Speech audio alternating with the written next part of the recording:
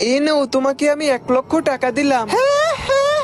ওই ভাবছে আমি গরিব, আসলে আমি বড় লোক, পেটের ভিতরে বালিশ নিয়ে ভিক্ষা করি। ও হো হো। আরে ওরা এত খারাপ, ওদেরকে আর সামনে পাইলে জুতা দিয়ে বাইরাম। ম্যাম আমাকে কিছু ভিক্ষা দেন, আমি অনেক গরিব। এই গরিব ফকিন্নির বাচ্চা, নাটক করো, সেদিকে নাটক করে টাকা ইনকাম করো, যাবা।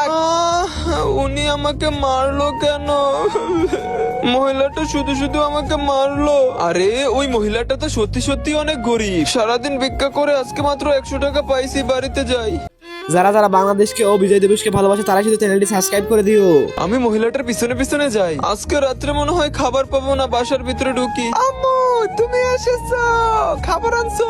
না রে, আজকে খাবার আনতে পারি নাই। আরে মহিলাটা এত গরিব, তার জন্য কিছু করতে হবে। কিন্তু তার আগে তোমরা যারা হিন্দু ধর্মকে ভালোবাসো কমেন্টে জানাও। আর যারা মুসলমান আল্লাহর এই ছবিটা দেখে এড়িয়ে যাবে, তাদের মনের আশা কখনো পূরণ হবে না। আর যারা আল্লাহর এই ছবিটাকে মন থেকে ভালোবেসে ভিডিওতে লাইক করবে এবং চ্যানেলটিকে সাবস্ক্রাইব করবে, তাদের সব মনের ইচ্ছা পূরণ হয়ে যাবে। তাই লাইক ও সাবস্ক্রাইব করো, তোমার মনের ইচ্ছাও পূরণ হবে।